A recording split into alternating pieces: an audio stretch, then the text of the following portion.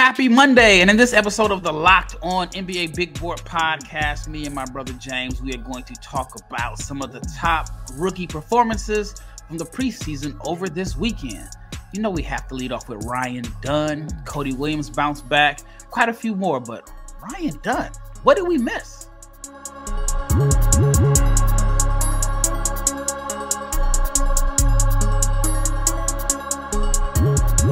Big shout out to each and every person that has made the Locked On NBA Big Board podcast your first listen of the day. I'm your host, Rafael Barlowe, the director of scouting for NBA Big Board, and my co-host is none other than my brother James. But before we get into this episode, I want to let you know that it is brought to you by FanDuel. You can start the season with a big return on FanDuel. All you have to do is place a $5 bet, and you'll get started with $200 in bonus bets guaranteed. Visit FanDuel.com to get started. If you're not subscribed to the YouTube channel, please like, share, comment, subscribe. Make sure you subscribe and hit the bell so you can be notified every time we drop. I think we got like 60 new subscribers in the last 3 or 4 days. So keep the subs coming, because not only are we providing you daily analysis, I mean, you're getting it every day. We're dropping 5 days a week, but I think we're a little bit entertaining also. But anyway, Ryan Dunn, I just want to jump off the porch early. Ryan Dunn continues to impress. He's had me fooled. He had everybody fooled. Even his biggest supporters on draft media was fooled. Well, you know, some are going to say I saw it all along, but it's hard for me to imagine anybody saw Ryan Dunn turning into like this 3-and-D floor spacer. We knew he could defend, but if you would have told me he'd have more made threes than like dunks, I would have been like, you're crazy, man. But he had 20 points, 4 rebounds, 3 blocks versus the Nuggets. But it wasn't just catch and shoot threes. I know you saw the play where he had Jokic isolated at the top of the key. He hit that's what I'm saying though. Like, if you would have told us that Ryan Dunn was going to be a much improved shooter this fast, like, okay, that for one is a stretch. For two, he's hitting late shot clock bombs off the dribble between the legs. I don't think anybody saw that coming. That's what I'm saying. I think it's hard to, like I said, I tweeted yesterday, I got to get a Ryan Dunn jersey just to show you that I am not a hater. Listen, he's so far ahead of schedule, it doesn't make sense. He shot a 3 in transition, and it was like he shot a 3 in transition like he was Klay Thompson. Like, if I'm not gonna run for a dunk, I'm running to the wing, and I'm gonna quickly tap my feet in the corner and shoot the 3. We talked about the Jokic one. And even not only that, like, he made a play off of a dribble handoff where he hit a teammate for a wing 3. He missed a mid-range jumper where he like created for himself. Like, I want to know where was this all at Virginia? Even if he wasn't making threes at the rate that he is now, like, where was this at Virginia? How much money did he cost himself? Like, hold on. Where was this at during Summer League? He didn't even show you this in Summer League. During Summer League, he shot 34% from the floor and 0.77 from 3. So between mid-July until October, something changed. Like, I can't explain it. I have never seen a player in such a short amount of time like literally transform his total offensive package to the point where I don't even know. Like, I didn't even really see flashes of this. He went from airballing free throws, Raf, to shooting like sidestep 3-pointers. You know what his free throw percentage was in Summer League? What? 0. he only attempted 1 free throw, but that's that's okay. But I'm just saying, he went from airballing free throws to like his confidence is like out of body confidence. And my only concern is does he? I mean, shoot. If he does come back down, not to life, because it's clear as day, like he's been putting in extreme amounts of work, right? But how fast will he be able to bounce back if he has a stretch of games where he doesn't shoot the ball well? You know what I'm saying? Because like right now, man, he looks unreal. But just the way that shooting and percentages go, you're gonna have a stretch of games where you're just not making shots, right? And let's say he has a week where he just doesn't shoot the ball well. How fast is he going to be able to bounce back? I wouldn't even say how fast, because the turn that he's made is unreal. I just want to see what it looks like when he does have his drought, and then when he is able to bounce back. But I mean, I'm not doubting that he will be able to, because look at what he's done over the past 2 months, 3 months of hard work. I'm not worried about that. One, they started him at the 2. I am saying that, man, maybe he needs you was wild in trying to say he was a 5 though, but no, I mean, I would have played him at the, like, you know, as an athletic finisher. But I think now you're seeing he's versatile enough that they may be able to play him as a small ball 5. And if you run 5 out, 3. I mean, he started at the 2, but he had a game. What was it? Just 2 days before, where he was 1 of 6, 1 of 5 from 3.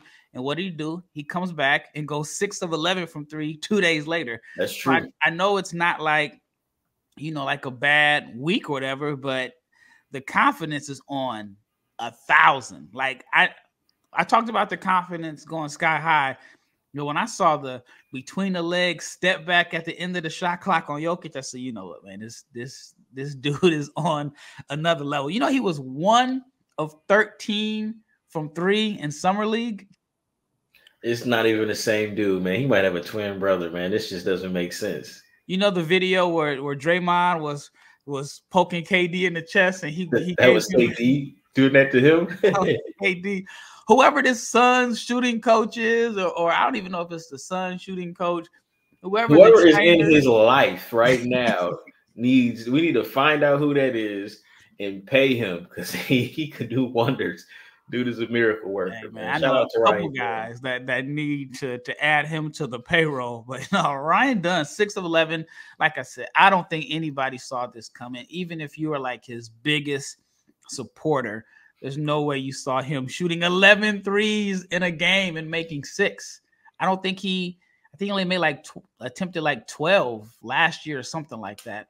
But anyway, let's transition to Cody Williams. You know, he was getting called Cadio Cody. I talked about it Friday. I did an episode with Leaf. We talked about it, how he was just not aggressive at all, very passive, not really doing anything. I'm not gonna say he heard. Man. I feel like we had something to do with that, man. No, man, I ain't taking credit for that. But no, he was a totally different person. 17 points, 5 rebounds, 2 assists versus the Spurs. He was making threes, even though he shot a good percentage from 3 his freshman year at Colorado. It wasn't convincing. It was on a lower volume of attempts. And I had mentioned in the last episode, he had 6 games where he took under, I think his last 6 games at Colorado, he took less than 10 attempts. And my concern with him was he's not always assertive and he doesn't rebound. And I just didn't know if the shooting was real. But the Cody Williams we saw against the Spurs a couple nights ago was the Cody Williams that people were high on. I mean, he showed why he was drafted high. You saw the athleticism. I wouldn't say bouncy athleticism, but he made some pretty athletic plays. He made a pull-up 3 in transition, which, talk about confidence. That's something that I don't think we haven't always seen that type of confidence in him. He had a play where he was in transition. He was driving left, kind of split the defenders, finished with the right hand on the opposite side of the rim. He made a catch-and-shoot corner 3. He made a catch-and-shoot 3 from the slot. He attacked the closeout, hit a runner, had CP3 on him, and went right at CP3. He didn't get a bucket, but he drew a foul. That is the Cody Williams that I want to see consistently. Yeah, it seems to be a pattern with him, man. He has slow starts, something clicks, and he starts to show aggressiveness. And that is, in a sense, concerning because, again, it's a long season, but it's good that he does find it. I just want him to keep it, right? Because, again, he started off slow at Colorado. We were like, yo, you're a top 5 player in the country. I understand you got older dudes on your team, but do something. Then he started doing something. I know he got hurt. Same with Summer League. The first, I want to say, 3 Summer League games that were in Utah, like he was just running up and down the court looking like Cadio Cody, as some people would call him. Then he found it in Vegas. Now in the preseason, the first 2 games, he took what I say he had 1 field goal in 2 games, and now he has 17. It's like he's got to be consistent. Yes, because you were drafted high. You have a lot of talent. Like, you got to find it. And even it can't just be I'm making shots and now I'm assertive. Like, get on the glass, get out in transition. Those are the things that have always worried me about Cody, but it's good to see that he found it. Now, can you keep it? Do I expect him to average 17? No, but I expect him to be assertive every night.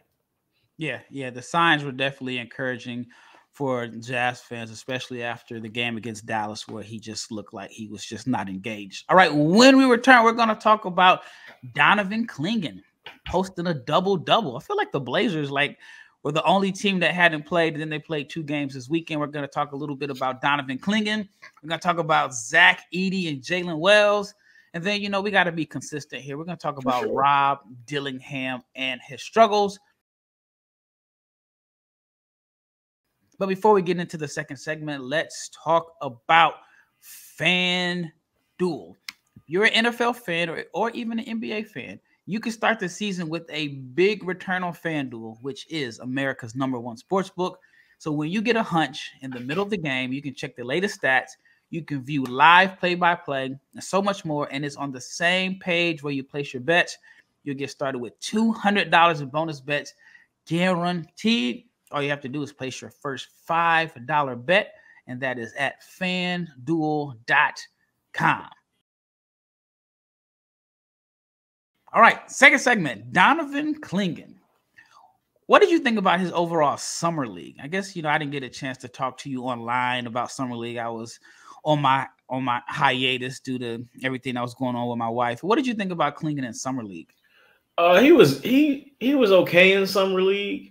There were some opportunities where he showed some playmaking, and one of my concerns about him throughout the season was outside of dunking the ball, I don't think he finishes very strongly. And I guess I'd have to look back at my notes, but it wasn't like he wasn't overwhelming. He wasn't somebody that stuck out to me in summer league. But this last game, he did have a double-double. Tracking offensive rebounds looked good. He was finishing in the paint. He had some dunks, thankfully. I know he still does struggle because we didn't get to talk about it with that game in Hawaii against the Clippers. Kai Jones beating his layups. But, I mean, Kai Jones is an unbelievable athlete. But, like, Donovan Clingan does things very well. I think, like I had mentioned maybe with Leaf, but, like, the passing does look good. Him getting a double-double in X amount of minutes, those are good. The plays that stuck out to me were the 2 blocks. He had a block in traffic. I forget the guard. He blocked at the rim, but he also, he blocked Sabonis's layup on a drive. And, Sabonis is a mobile center. So, like, that was very encouraging. Clingan's going to be good. I know at some point people were talking about top 3. I don't think he's going to be a top 3 player from this draft, but he's going to be solid. And it's a very encouraging sign for him to put up a double-double in just his second preseason game. But they got to get we'll see how long it takes for them to get DeAndre Ayton out the paint for them to open up minutes for him. More minutes. He's going to play, but more minutes. Yeah, he had 10 points, 10 rebounds, a steal, and 2 blocks in 18 minutes. It may be nitpicking here, but Donovan Clingan, if you're listening, you got to add some flavor to your dunks, man. You 7'3", and you dunking like Jack Sigma. You got to power it up, put your back into it, do a chin up. Like, he had some of the weakest dunks I've ever seen. Like, go up stronger. Like, I'm actually shocked at how weak he's been going up. And of course, it's nitpicking. He made it a 2 point. But at the same time, though, Ralph, that is an issue that you have with him because he does not always finish strong in the paint. Now, those were uncontested, wide open dunks. Great. But I mean, I guess it is, but you don't put fear in anybody when you dunk like that. Like, I feel like I can get one of those if I'm a guard on the backside or Kai Jones, because I don't think he finishes strong. But I get what you're saying. Like, you got to at least put your knees up, man. Make the L shape, something. Right. You want a defender to think like, I might get my wrist broke if I try to block this. I know Greg Oden had, crazy bounce, but I wasn't a big Greg Oden fan. I thought they should have taken Kevin Durant.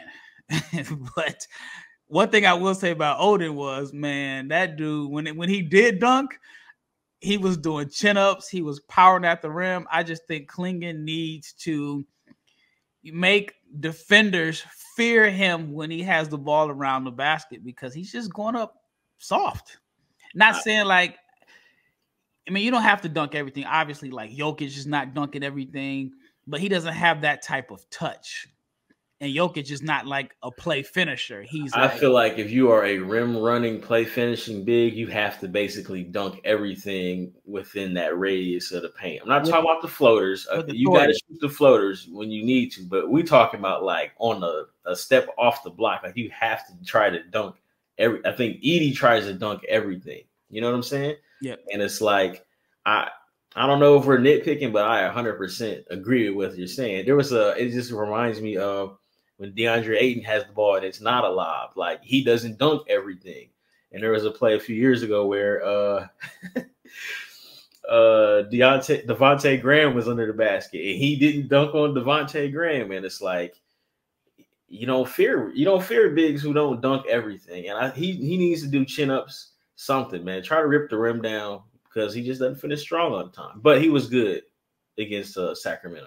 In the words of Cameron Giles, an urban philosopher, you can't go up with them terry cloth dunks. Nah, brother. Or terry cloth finishes. All right, let's talk about Zach Edey. Zach Edey had solid showing against the Bulls, 15 points, 8 rebounds, 3 blocks.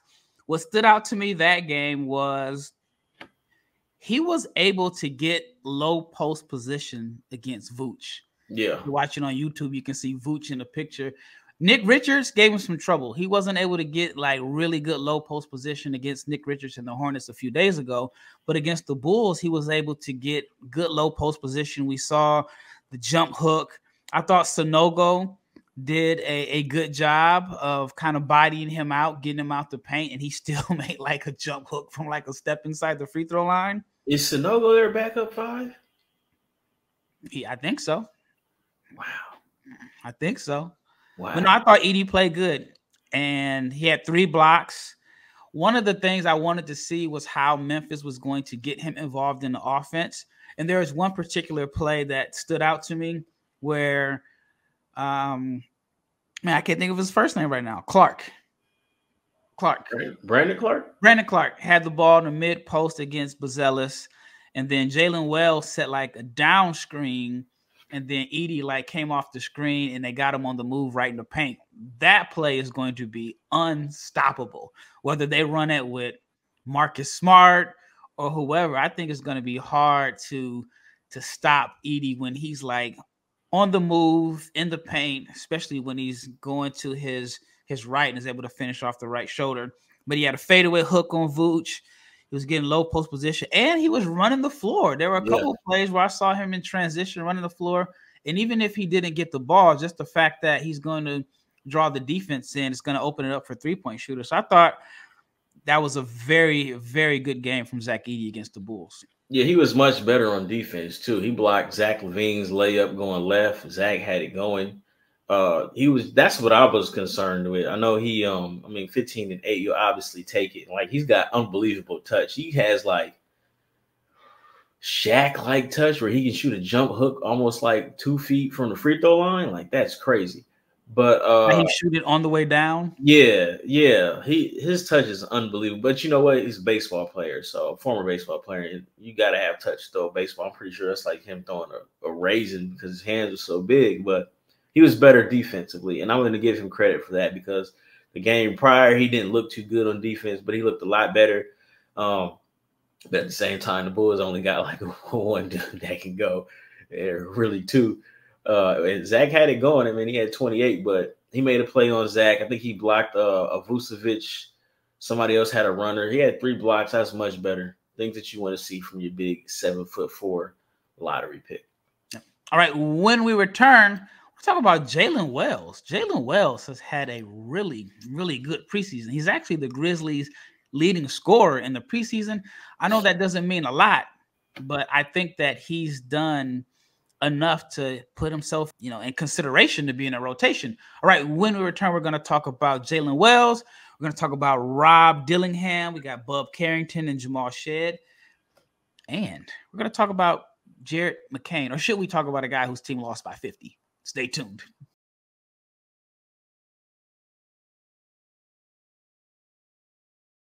All right, last segment, Jaylen Wells. He's actually, like I mentioned, leading the Grizzlies in scoring this preseason, averaging 16 points per game, shooting 42% from 3.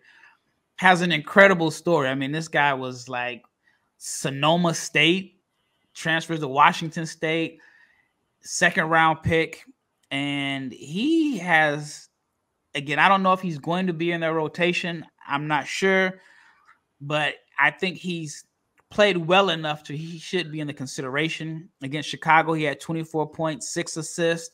One of the things I like about him is, and I know you'll appreciate this because you don't like the 3-and-D guys that just shoot threes, but Jaylen Wells can shoot threes at a good clip, but he can put the ball on the floor. He can make plays. He can attack closeouts.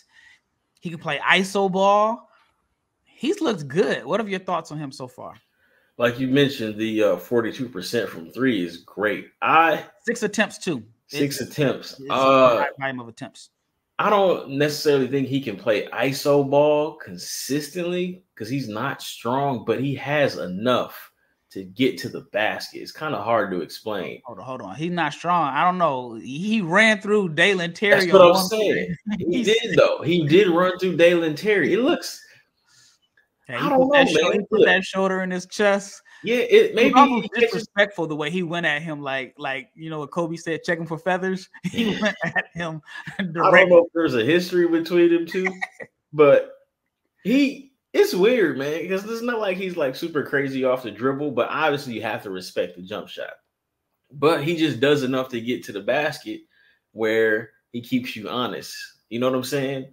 But like he cuts when he's supposed to cut to the basket. He spots up. He's great off the bound, off of playing off of defenders. I forgot to mention Zach Edey's like him. They got chemistry. They have chemistry, right? And Zach is really, really patient in the post, and it's like you can see that playing for no disrespect to Purdue, but like that's Purdue, and now you got basically everybody on the team who can shoot. So like he can be patient, and he hit Jaylen Wells a few times for just spot up threes. He is going to be somebody that's going to be hard to keep out of the rotation, Ralph. Like they have a lot of wings in Memphis. Somebody's going to get the short end of the stick because you got a dude that can shoot lights out, that's athletic, that does rebound, that does defend on the bench. And I just want to know who's going to be the man that gets shipped out because they have a lot of – I mean, Jaylen Wells is playing obviously because Gigi's hurt, Vince Williams is hurt, right? So, like, when those guys come back, they still have Conchar, right? Yeah. They got LaRavia, so somebody's not gonna play. Well, Marcus Smart needs to get in shape, man. You think? I had heard. I mean, I don't think they're gonna move him. I had heard that he wasn't in the best shape, but then when I saw him at the Mavs game, I was like, man, what? He's trying to tell me he has on the James Harden fat suit. I saw somebody say that he has on the James Harden fat suit, but you know what? He's going to play just because he's Marcus Smart. Okay, so if he's the guy that gets moved, that opens up minutes for somebody because then you'll say, all right, Bane, you're the backup point guard for the second unit, and then that frees up minutes. But if they don't move him, like you got 4 guys on the bench 4 or 5 guys on the bench they give you really good minutes. That's a good problem to have as an organization, but that's a bad thing to be, as a player because you just waiting your turn. So, but yeah. Jaylen Wells is good, man. He's a really good player. Yeah, at first I was watching I was like, man, he's picking up his dribble a lot. That's because he doesn't have strength, but at the same time, I don't think so. I think he was picking up his dribble because he was trying to get the ball into Edey, and it was like, all right, I'm gonna pick up my dribble, I'm gonna get the ball into Edey because I know he's either gonna go 1-on-1, and if they send help, I'm gonna relocate and get a good shot. And I know he made a couple threes off of passes from Zach Edey. So it's like there was a method behind him picking up his dribble on some of the plays. That's a fair point. But yeah, they have chemistry already. Like they do, like instant chemistry. Like you can't help off of Zach Edey. You can't double Zach Edey if you're guarding Jaylen Wells. Yeah, he's gonna make the shot. Yep. No, I thought he played really, really well. That is Jaylen Wells from Washington State. Again, 24 points, 6 assists, 2 rebounds against the Chicago Bulls. Jared McCain, we're gonna make this quick. 20 points, 3 assists, 3 rebounds, but they lost by 50. Like, I feel like conflicted talking about a guy who put up, good accounting stats when they lost by 50. I'm not even good at math, but 139 to 89, I knew that was 50 right off the top. Like, 50?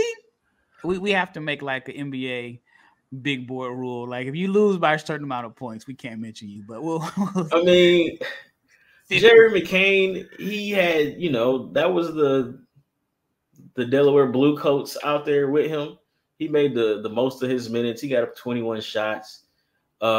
He's another one that, like, putting the ball on the ground, it's like it's not pretty at all, but he somehow gets to the basket. Finishing at the rim is going to be really, really tough for him because he is a 100% below the rim guy.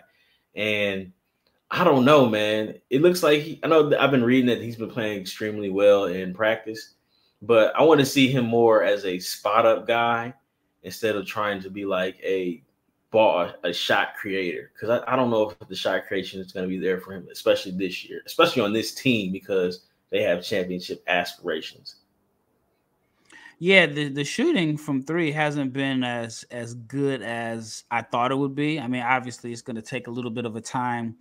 But he didn't shoot the ball well in summer league, I don't believe either. No, I mean, he showed some flash. I think he had some good games, but he was 1 of 8 in the game. He had 20 points. And so anyway, he lost by 50. Let's talk about Bub Carrington, the guy that you were high on. 12 points, 4 assists, 6 rebounds against the Raptors. You're a Bub guy. What did you see out there? I mean, it's Bub, man. I told you from the first time when I saw him, dude can play. This was his best game of the preseason. He's filling up the stat sheet. Again, high-level rebounding guard, makes plays. His thing is going to be just continuing to build on the jump shot that is, I guess you could say, pretty streaky, but he does other things very well. He's going to play minutes. I mean, Washington is a great spot for a young fella to, figure things out. So he's going to play, but shout out to Bub Carrington. Shout out to Keyshawn George, too. We don't have the graphic for him, but he looks like a player, Raf. I told you. Yeah, no, I didn't dispute Keyshawn George. I didn't dispute that at all. The interesting thing about Bub is that, right, what if the Wizards are like, you know what, we're not going anywhere, which I don't think they are. They know they're not going anywhere. Give him the keys early. He's in a situation where he could be putting himself in position, putting the team in position to draft Traore. So yeah, that's tough. Yeah. Like either way, like no matter how you look at it, if they just say, hey, Sar, you know what? You shoot threes, do whatever you want. You're putting yourself in position for them to go get Cooper Flag. I mean, that's just the NBA. But for whatever reasons, the Carrington and Traore thing just kind of stood out to me since, the Wizards do have a recent history of selecting players from France. And then people forget Keyshawn George, he's not French, but he played in the France league before he went to Miami. All right, let's talk about Jamal Shead real fast. Jamal Shead is, a junkyard dog. Man, he's got to take number 23 off, man. I'm over here thinking that's Fred. I mean, obviously he doesn't look like Fred, but we just not going to give every 6-foot point guard number 23, man. Like, let Fred hold on to that for a little bit, man. What's going on there? Well, he not exactly Van Vliet, but no. Van Vliet wasn't drafted, and he, the epitome of an underdog story. Jamal Shead, this guy, I mean, his reputation coming into the league. was, a winner, an intangibles guy, and so on. He's not the sexiest prospect to watch, but man, he gets the job done, and he's produced in the minutes that he's been able to get in the preseason. I think for the preseason, he's averaging 10 points, 3.7 assists in 17 minutes, but it's on 39, 10, 91 shooting splits. Yeah. It's crazy. Him and Davion Mitchell are the same dude, and he basically is like the better version of Davion Mitchell. You think the better version? I mean, it's crazy. Mitchell went top 10. I mean, he rode that Baylor championship wave all the way. He shot good from three, though. Yeah, that 1 year at Baylor. But he played well his rookie year when Fox went down. Yeah. Like, he was at like 14-7, and I don't know how many games, but he played well.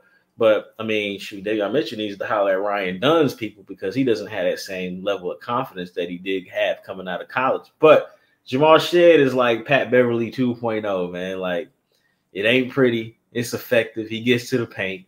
He makes the right play. He's going to play great defense. Jump shot is a work in progress, but he's going to give you so much more than, open jump shots. Yeah, he reminds me so much of Pat Bev, man. He had a play where he even came to the jump shot like Pat Bev. I was like, oh, yeah, that's definitely him. I mean, coming into the draft, you heard a lot of Javon Carter, but Javon Carter was quietly a efficient shooter from three. I forgot. Was it in Chicago or one of those years? All right. Rob Dillingham. Rob had a rough weekend. He was 3 of 17 over 2 games, 1 of 7 from 3, but he did have 10 assists and only 1 turnover. So the 10 assist turnover ratio for a weekend is really good for a rookie point guard, but the shot is not falling. What are your thoughts on that? That looks like how he looked in summer league, where you could tell the other things that you had concerns about him, as far as like, I think he's playing good defense. Like, he was locking up Jared McCain. But the things that you had concerns about him, he's doing well. But the thing that you knew that he was going to be able to do, he's not doing well. So he's not efficient, but he's making plays. He threw a great pass to Anthony Edwards against, I think that was the Philadelphia game. Again, he has chemistry with Naz Reid, but like, he's just not efficient at all right now. And that is concerning because, as a point guard, especially a small point guard, you got to be efficient. You got to make plays, and you got to be able to hold your own on defense. Now, he's doing 2 out of 3. One of those, the defense is always going to be a concern, but he just has to play better. He has to shoot better, especially catch and shoot. Like, that has to be his thing. Yeah. He's struggling against the Knicks. 2 points, only 1 assist, 2 rebounds. But overall, I felt like Rob is a guy. If you liked Rob, then you're gonna say, all right, he needs time. You got to be patient. It's kind of like that with almost every prospect. When somebody likes a guy and he struggles, you give him the benefit of the doubt. But if you were someone that did not like Rob, these last 2 games are like, see what I mean? He's too small. He can't finish. But you know what, though? NBA.com lists him at 6'3", 175. Yeah. So but it also could be the 175. I mean, I'm not 6'3", but I weigh more than 175. I get it, but and I'm not going to help, driving. I don't think him weighing 170. Here's my thing about this before we wrap up. I don't think him weighing allegedly 175 is why he's struggling. Now, there was a play where he went baseline and he couldn't turn the corner on Campaign. Campaign put that grown man body on him, and he shot a tough shot. That is 100% a lack of strength. Yeah, you know what I mean? But him missing jump shots, that has nothing to do with him being 175. Yeah, that's him missing jump shots. So I'm not gonna be the person that's like, every time he does something wrong, that's because he's skinny. Nah, it's like he's missing shots and he hasn't been efficient since he's put on the Timberwolves jersey. And he'll show flashes of it, but he just looks like a high volume guy right now, and he has to turn that around, or they just keep throwing around that he weighs 175, even though he is doing other things very well. But as a point guard, you can't be bad on offense. Yeah, well, like I said, at least he's taking care of the ball and making the right reads, and so that can possibly get him some minutes, but I think the shot will eventually come along. But again, I would have thought it would have been the opposite. I would have thought, okay, maybe the shot is falling, but the decision-making would have room to grow. Because the decision-making is good. The shots just aren't falling for him. But go ahead. Yep. Well, that wraps up this episode of the Locked On NBA Big Board Podcast. Once again, thank you for making this your first listen of the day.